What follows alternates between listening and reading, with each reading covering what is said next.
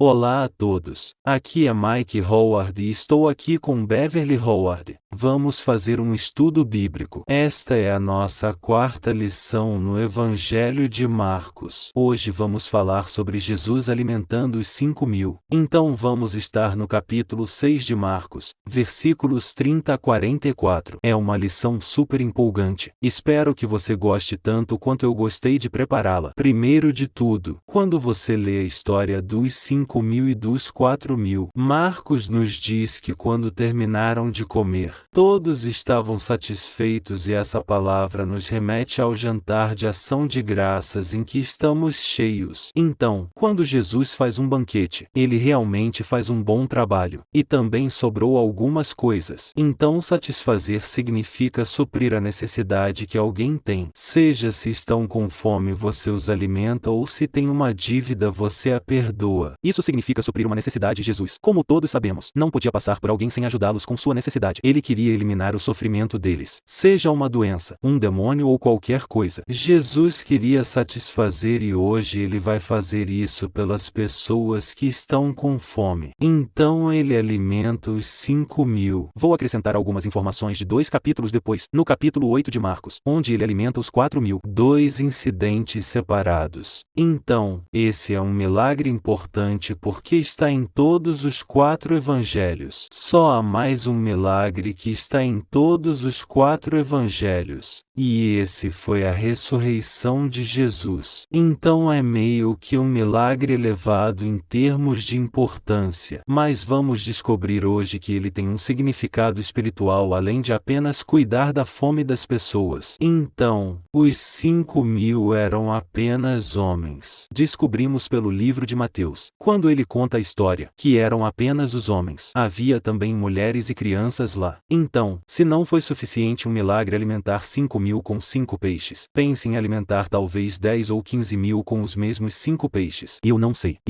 Uma vez que você passa de 10 ou 20, eu fico sobrecarregado de qualquer maneira. Então percebemos que fornecer esse pão para essas pessoas famintas era amoroso e isso se encaixa perfeitamente no que sabemos sobre Jesus e sua compaixão. Também foi um milagre que se encaixa no poder sobrenatural que Jesus tem. Ele é o Senhor de tudo. Ele é o Senhor da criação. Ele é o Senhor da natureza. Quero dizer, ele é o Senhor do vento e das ondas. Ele é o Senhor do dia de descanso. Ele é o Senhor das doenças. Ele é o Senhor dos demônios. Ele é simplesmente o Senhor. Ok. Então ele é milagroso no que faz. Mas então Jesus diz mais tarde, logo após a alimentação dos 4.000, ele repreende seus discípulos porque eles ainda estavam pensando que tudo se tratava de pão físico, e ele os desafia a pensar mais profundamente, que há um propósito por trás desses milagres e o que vou fazer hoje é me concentrar nisso. No propósito. Mas se você é um professor e está preparando sua lição, se decidir ensinar uma lição sobre a compaixão de Jesus ao alimentar 5.000 e depois os 4.000, isso é uma ótima lição. Já ouvi muitas ótimas lições sobre isso e você não vai errar ao ensinar essa lição sobre a compaixão de Deus, seu amor e sua misericórdia. Vou aproveitar um momento para dar uma atualização sobre nossa igreja após a enchente. A compaixão que recebemos de outras igrejas. A igreja de Tampa que veio nos ajudar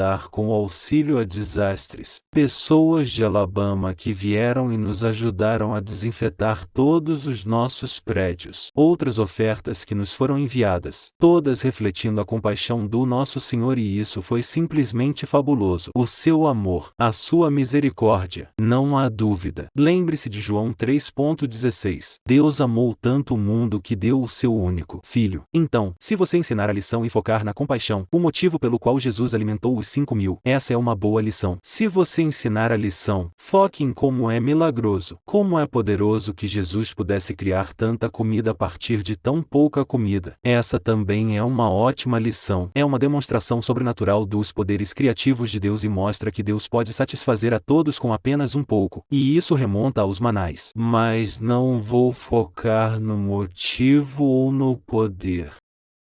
Já falamos sobre isso nas duas últimas lições. Hoje vou focar no propósito. Qual era o propósito espiritual de alimentar os 5.000 e depois os 4.000? Antes de entrarmos em todos os detalhes, vamos ler a história. É uma história incrível. Atende ao título. Marcos 6. Vamos começar no versículo 30 e ir até o 44. Agora, os apóstolos vão fazer um pequeno contexto para vocês. Jesus tinha reunido os 12. Neste ponto de seu ministério, ele está quase terminando. Ele está há pelo menos 1 ano e meio, talvez 2 anos. Ele está concluindo seu ministério ao redor do Mar da Galileia. Ele agora tem os 12 discípulos e os reuniu em duplas. Ele os envia e lhes dá autoridade para expulsar demônios e curar pessoas. Eles saem e realizam sua missão, sua primeira missão. Eles voltam e estão tão animados para contar a Jesus tudo o que aconteceu enquanto estavam fora. E Jesus está ouvindo atentamente. Mas o problema é que a multidão está meio que os sobrecarregando. Então diz aqui, os apóstolos se reuniram ao redor de Jesus e relataram a ele tudo o que tinham feito e ensinado. Mas estava muito barulhento então, porque tantas pessoas estavam indo e vindo que eles nem mesmo tinham chance de comer, muito menos conversar entre si. É como tentar conversar no meio de uma estação de trem. Isso foi estranho. Então Jesus disse, vamos para algum lugar onde esteja mais silencioso e onde possamos conversar e descansar. Então ele disse a eles, venham comigo, sozinhos, para um lugar tranquilo para que possamos descansar um pouco. Porque eles estavam bastante cansados. Então eles foram embora sozinhos. Eles foram embora de barco para um lugar solitário. Então eles se lembram de que estão ao redor do Mar da Galileia. Então eles acabaram de navegar provavelmente de Cafarnaum para algum lugar bem próximo. Infelizmente, as pessoas que se apaixonaram completamente por Jesus por causa de seus milagres e ensinamentos. Então eles decidiram segui-lo. Mas muitos, surpresa, surpresa, quando eles atracam seu barco, em vez de estarem em um lugar solitário, eles estão cercados por milhares e milhares de pessoas. Muitos que os viram partindo, os reconheceram e correram a pé por milhas de todas as cidades e eles são como uma multidão. Chegaram lá antes mesmo do barco atracar. Então aqui estão eles indo embora para tentar escapar e olhe só isso. Há uma multidão gigante lá e eu não sei qual seria a sua reação. Mas minha reação teria sido frustração. Mas não Jesus. Versículo 34. Quando Jesus desembarcou e viu uma grande multidão, sua primeira reação foi Deus. Isso é o que Deus pensaria. Ele teve compaixão deles porque eles eram como o quê? Ovelhas sem pastor. Isso vai voltar no final da lição.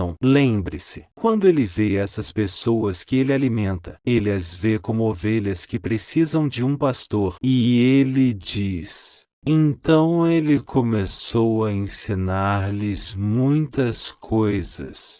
Na verdade, em Mateus, ele diz que teve compaixão deles e curou os doentes. Ele estava ensinando e curando-os. Então ele voltou para o seu ministério, mas já estava tarde. Então seus discípulos vieram até ele e disseram, este lugar é remoto e já está muito tarde. Você precisa mandar as pessoas embora para que possam ir para o campo ao redor e as vilas e comprar algo para comer. Mas Jesus tem outra ideia. Ele diz, eu tenho uma ideia melhor. Vocês acabaram de voltar da sua primeira missão. Acho que vou dar a vocês a segunda missão. Por que vocês não dão algo para eles comerem? Por que vocês não alimentam as minhas ovelhas? Então a reação deles foi o que minha reação teria sido. Eles disseram, acho que não podemos fazer isso. Disseram a ele que isso custaria mais do que meio ano de salário. Simplesmente não há dinheiro suficiente nos bolsos do velho Judas para pagar por isso. Devemos ir às aldeias e comprar tanto pão para dar a eles para comer? Nós simplesmente não vemos como isso é possível. E Jesus diz, bem,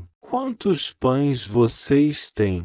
Vão e perguntem. E quando descobriram, e João nos diz que era praticamente o almoço de um menininho. Quando descobriram, disseram que só tinham 5 pães e 2 peixes. Jesus orientou-os a fazer com que todos se sentassem em grupos na grama verde. E assim eles souberam quantas 1000 pessoas havia. Ele disse, então eles se sentaram em grupos de centenas e em grupos grupos de 50. Isso é um grupo enorme. Enorme. São muitas centenas e muitos grupos de 50. E então Jesus pegou os 5 pães e os 2 peixes, olhando para o céu. Ele agradeceu. E então ele fez algo muito interessante. Ele partiu os pães. E então ele deu os pães partidos, aos discípulos para distribuir para as pessoas. Ele também dividiu os 2 peixes entre todos. Então ele enviou os discípulos em sua segunda missão. Sua primeira missão foi curar e expulsar demônios. Agora, sua segunda missão é alimentar as ovelhas. E ele lhes dá pão quebrado para alimentá-las. Bem, aqui está a boa notícia. Quando todos comeram, todos ficaram satisfeitos. E os discípulos recolheram 12 cestos de pedaços de peixe e pão quebrado. Agora, isso não é porque eles não queriam sujar o campo. Na verdade, isso ocorreu porque havia uma mensagem importante na quantidade de cestos que sobraram. E vamos descobrir que isso se encaixa no verdadeiro significado da alimentação dos 5.000. Então, 5.000 homens ficaram satisfeitos com 12 pães e sobraram 12 cestos. O número de homens que comeram era 5.000. Então, deixe-me resumir. Não é difícil de resumir. Você pode focar no motivo que está na seção. Falamos sobre na seção 2, intitulada Proclamada. E esse é o motivo. Jesus simplesmente teve compaixão das pessoas que estavam com fome e precisavam comer. Então ele disse: vamos dar-lhes algo para comer. Ou você pode focar no poder. É um poder miraculoso enorme alimentar tantas pessoas com tão pouco pão. Isso mostrou que Jesus realmente é o Criador do universo. Ele pode criar algo a partir de muito pouco, muito a partir de muito pouco. E então você pode olhar para o propósito, porque em algum lugar desta história, não apenas você alimentou as pessoas com pão, mas está alimentando as ovelhas com algo mais, e é uma história mais profunda. Então essa é a lição de hoje, e está falando sobre Jesus satisfazendo não apenas nossas necessidades físicas, mas algo mais. Em vez disso, eu quero falar com você apenas um segundo sobre o significado agora. Para aqueles de vocês que são cristãos há muito tempo, isso vai parecer muito básico, mas eu quero dizer a vocês que eu perdi uma semana na terceira série por causa da gripe. Acontece que essa foi a semana em que eles aprenderam a escrever em cursiva e eu nunca fui capaz de escrever em cursiva porque perdi essa semana. Então, para aqueles de vocês que são cristãos há muito tempo, mas talvez tenham ficado gripados por uma semana, talvez isso seja algo que vocês perderam. Para aqueles de vocês que são novos cristãos, isso pode ser uma novidade. Para aqueles que ainda não tomaram a decisão por Jesus, essa é uma informação convincente. Então, esses são os 3 públicos. Então vou seguir em frente. As 3 histórias do pão. Há uma história do pão no capítulo 6 de Marcos, onde ele alimentou os 5.000. A outra história do pão no capítulo 8 de Marcos, alimentando os 4.000. O pão está meio que em todos os lugares aqui. Mais tarde, no capítulo 8 de Marcos, eles estão no barco, voltando para casa depois de alimentar os 4.000, e Jesus está dizendo a eles apenas um ensinamento, e ele diz para cuidarem do fermento dos fariseus. Eles ouviram ele dizer isso e se olharam e disseram: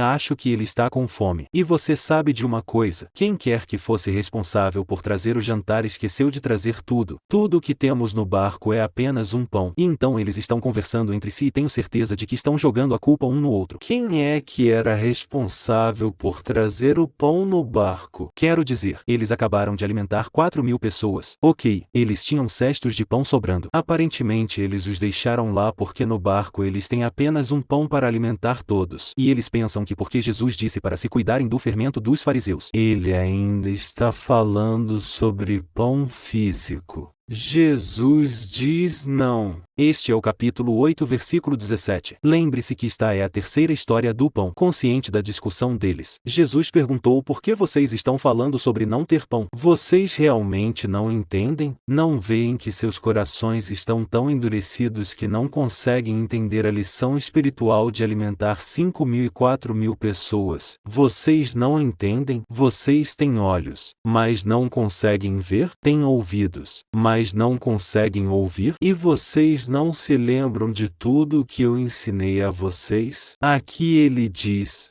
Ok, vamos revisar isso mais uma vez e quero que vocês prestem mais atenção. Vamos revisar a alimentação dos 5.000 e a alimentação dos 4.000. Vamos apenas revisar para garantir que você entenda o ponto principal. Não é o ponto de que criamos pão, não é o ponto de que todos ficaram satisfeitos de sua fome física, mas o ponto espiritual. Então ele diz isso. Ele diz, ok, lembre-se, quando eu parti os 5 pães para os 5.000, quantos cestos cheios de pedaços vocês pegaram? Sim, na pergunta eles disseram que pegamos 12 e você está pensando consigo mesmo. Bem, talvez haja 12 discípulos que saíram para pegar de volta os pedaços. E você sabe que eles voltaram com 12 cestos cheios de pão. Mas então você passa para a próxima pergunta: quando eu parti os 7 pães, quantos pães ele tinha quando alimentou os 4.000? Para os 4.000, quantos cestos de pedaços vocês recolheram depois que ficaram satisfeitos? E a resposta para isso é 7. Bem, ok, então não era um cesto por discípulo. Esse não é o significado. Ou então ele termina isso e você não fica se perguntando. Eles estão se olhando e dizendo que ele está nos dizendo que algo mais está acontecendo. Mas não tenho certeza se realmente entendemos. Então ele disse a eles: vocês ainda não entendem e se fossem honestos diriam isso.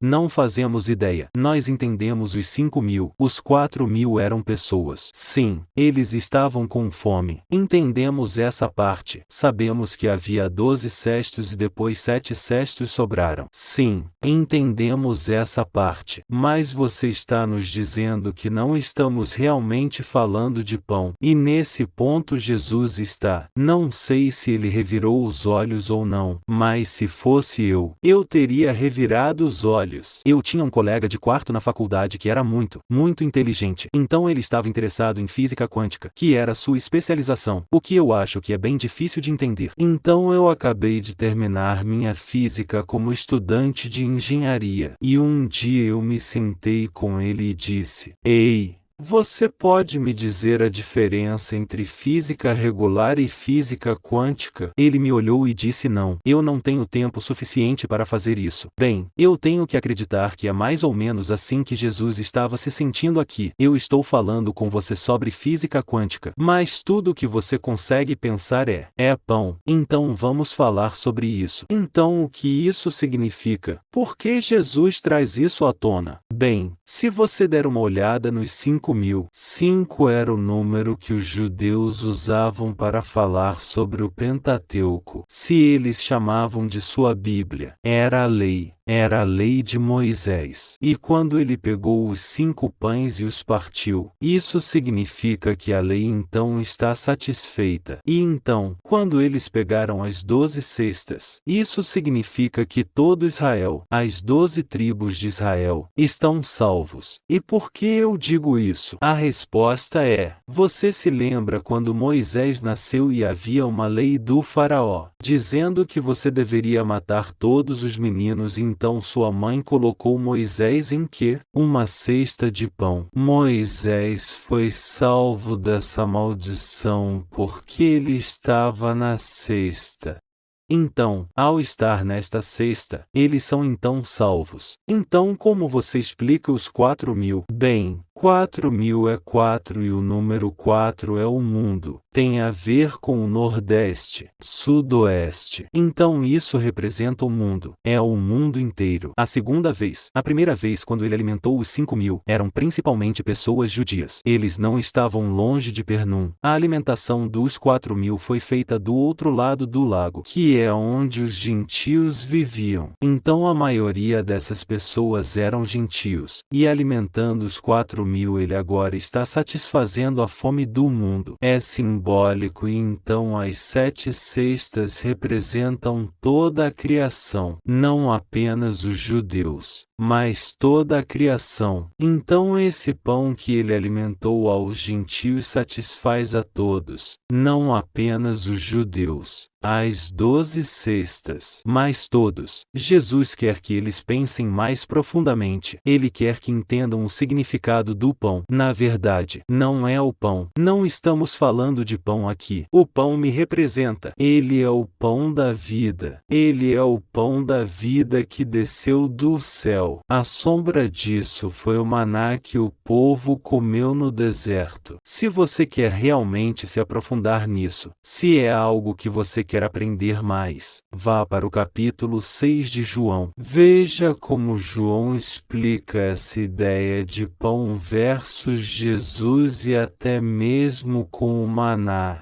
E mesmo agora com esses milagres, vemos que mesmo um pouco desse pão será suficiente para satisfazer a todos. Nos pães quebrados, ele não apenas deu os pães de pão, ele quebrou os pães de pão antes de dar. Então os pães quebrados são o seu corpo, que é quebrado como sacrifício. Você se lembra da última ceia? Ele quebra o pão e diz: aqui coma este pão e você está comendo, este é o meu corpo, que foi quebrado por você para o perdão do pecado. Então o pão significa isso. Agora que eu vou jogar isso como um extra. Eu quero até cobrar você por este. O pão e a água para a vida. O seu sangue para o perdão dos pecados. Isso é representado pela água da rocha, que Moisés bateu. Você se lembra dessa história? Onde eles estavam reclamando de não ter água. Ele disse a Moisés: bata na rocha, e aquela rocha era Jesus e a água saiu. Aquele era o sangue de Jesus. Saciou a sede deles e o sangue dele nos sacia. Satisfaz nossa necessidade de sermos perdoados. Então Jesus mais tarde transforma essa mesma água em vinho. Então mais uma vez na última ceia ele diz que não estamos falando de água aqui. Não estamos falando de pão aqui. Estamos falando do meu sangue aqui. O vinho é o meu sangue que derramei por você. Então o significado espiritual aqui é que o pão representa o seu corpo, e o vinho representa o seu sangue. Mas Deus tem um dilema e deixe-me cobrir isso brevemente. Eu sei que estou atrasado. Deus é Espírito e Ele quer falar conosco. Ele quer nos falar sobre si mesmo e Ele quer nos redimir para si mesmo. Mas Ele é um Espírito e fala conosco através do nosso Espírito. Se você puder ir para o capítulo 2 de 1 Coríntios, especialmente o versículo 14, para entender que o Espírito de Deus fala ao nosso Espírito. É assim que Ele se comunica conosco. Colocamos Deus em um verdadeiro dilema. Quando nosso espírito está morto, porque Ele não pode falar com nosso espírito, porque nosso espírito não pode ouvi-lo. Nosso espírito está morto. Então isso força Deus a se comunicar conosco através do mundo físico. Nossos espíritos estão mortos devido a Efésios 2 horas e 1 minuto. Portanto, Ele tem que falar conosco através do mundo. Então o que Ele faz? Bem, Ele decide que vai fazer isso. Ele vai ter a palavra, que é Jesus se tornar carne, e através de Jesus Ele pode falar conosco através do mundo. No mundo, porque Ele se tornou carne, falou e andou entre nós. Eu tenho esse pequeno diagrama. Posso explicar facilmente para você. Nós não somos um corpo. Quero dizer,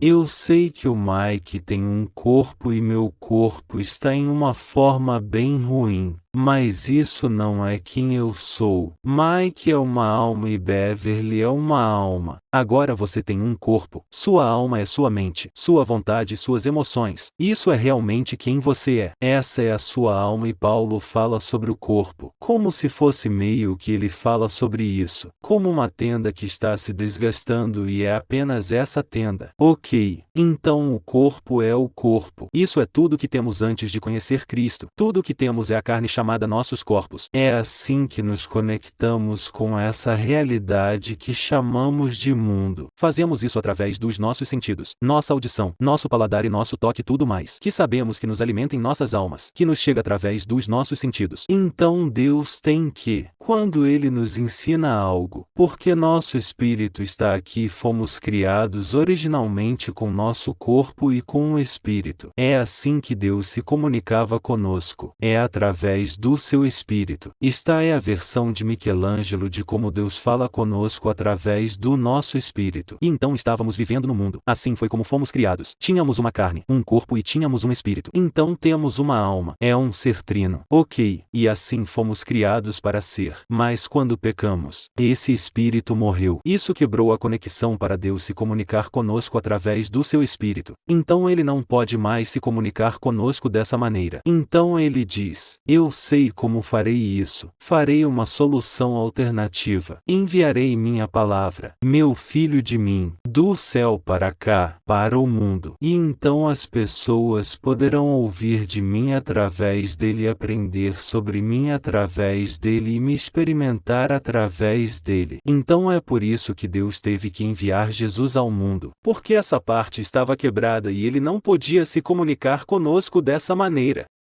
Então a boa notícia é a nossa mensagem de nova vida. A vida requer comida. Agora, quando você passa pela Bíblia, esta é uma mensagem bastante consistente. Não, é uma mensagem totalmente consistente. A vida requer o físico. A vida requer comida, água e respiração. Essas três coisas, certo? Comida, água e respiração. O pão e a água. O corpo e o sangue que satisfazem a ira de Deus. Isso é o que Jesus fez. Ele lhes deu o maná do céu, que era comida. E ele lhes deu a água da rocha, que era o seu sangue. Ok. Isso os sustentou no deserto. Isso atendeu às suas necessidades. Ok. E você se pergunta: bem, o que aconteceu com a respiração? Bem, adivinhe. Em Gênesis ele disse que ele soprou vida em Adão e então Adão pecou e aquela vida se foi. Então, o que ele faz depois que sua ira foi satisfeita? Então ele sopra seu espírito e nos dá nova vida. Lembre-se de que foi sua conversa com Nicodemos. Ele disse a Nicodemos. Ele disse: Nicodemos, se você quer ver o reino de Deus, se você quer falar com Deus, se você quer corresponder com Deus, você terá que nascer de novo. Nicodemos disse: do que você está falando? Ele disse: bem, você nasceu na carne e agora você deve nascer de novo no espírito. E ele está falando sobre esse sopro da vida de volta para a nossa vida. Então é assim que nos tornamos cristãos. Nascemos de novo e com esse novo Espírito Deus agora pode falar diretamente com o nosso espírito e podemos ouvir de nosso Criador em primeira mão. Eu penso assim: você provavelmente já usou o FaceTime se você é um usuário da Apple. Pense na forma como Deus tinha que se comunicar. Era mais como sinais de fumaça. Mas agora que temos o seu Espírito dentro de nós, ele pode falar diretamente conosco. Antes ele tinha que vir através do mundo e através dos nossos sentidos e era muito confuso. Como você pode ver pelos discípulos? Se você olhar mais profundamente no capítulo 6 de João, diz que o Espírito dá vida. A carne não conta para nada. Ele diz: estou te dizendo. Isso é mais profundo. As palavras que eu falei para você estão cheias do Espírito e da vida. Então, como aplicamos isso? Bem, aplicamos porque o pão e os servos nos representam e o Senhor. Os discípulos estavam na segunda missão, e isso levaria à terceira missão, que é o que ele deu a Pedro para fazer. Essas sepulturas que são os discípulos. Os discípulos acabaram de voltar de sua primeira missão agora. Eles têm que servir pão para 4.000 e 5.000 pessoas. Essa é a segunda missão deles. Mas então, quando Jesus ressuscita dos mortos e se senta com Pedro, que vai liderar a igreja, ele diz a Pedro: Pedro, você me ama? E Pedro diz sim 3 vezes. E Jesus diz então: quero que você encontre um monte de pão e dê às ovelhas. Não. Ele diz: se você me ama, você alimentará minhas ovelhas. Ele alimentou os 5.000. Ele alimentou os 4.000. Mas esses foram grandes milagres. Mas é como o maná e a rocha, suas sombras e as sombras da alimentação que ele faz com seu corpo quebrado e seu sangue derramado. Porque você vê, Pedro não foi enviado para alimentar as pessoas com comida. Ele foi enviado para alimentar as pessoas com a boa notícia, e a boa notícia é que Jesus satisfaz todas as nossas necessidades. Então Jesus declarou isso. Ele diz: eu sou o pão da vida. Quem vem a mim nunca mais terá fome. Aquelas pessoas que ele alimentou, os 5.000, ficaram com fome no dia seguinte. De disseram: Mas se você vier a mim como seu pão espiritual, nunca ficará com fome. E então quem crê em mim nunca ficará com sede. Lembre-se do que ele disse à mulher no poço: Eu lhe darei água e você nunca mais terá sede. João 6:35. E adivinhe, você se lembra que havia tão poucos pães, no entanto, alimentou tantos. Fica ainda melhor. Porque há um único pão. Nós, que somos muitos, somos um só corpo, pois todos nós somos satisfeitos pelo único pão. Primeira carta aos Coríntios capítulo 10 versículo 17. Bem, não importa como você decida abordar essa lição, se você decidir que você quer ensinar e focar na compaixão, você não vai errar com isso. A compaixão é o que faz Deus fazer o que Ele faz. Ele nos ama. Se você quer ensinar e focar no poder, você não vai errar. Mas estou te dizendo, você precisa focar no propósito. E o propósito da alimentação era fazer as pessoas saberem que Jesus irá suprir e satisfazer não apenas nossas necessidades físicas, mas, mais importante, nossas necessidades espirituais eternas. Ore comigo. Pai, que grande lição! Ajude-nos a enxergar mais profundamente. Ajude-nos a ver a verdade espiritual que seu Filho veio nos comunicar através de sua vida, seu ensinamento, sua cura, sua compaixão, seu poder, mas acima de tudo, de seu sacrifício, seu corpo quebrado e seu sangue derramado. E então, Pai, seu Espírito nos dá nova vida. Pai, nos alegramos porque todas as nossas necessidades são supridas não apenas para hoje, não apenas para amanhã, mas para a eternidade. Porque temos Jesus. Amém. Bem, foi uma ótima lição para mim. Espero que você tenha gostado. Para a próxima semana, fique bem e entenda que te amamos muito. Então até a próxima.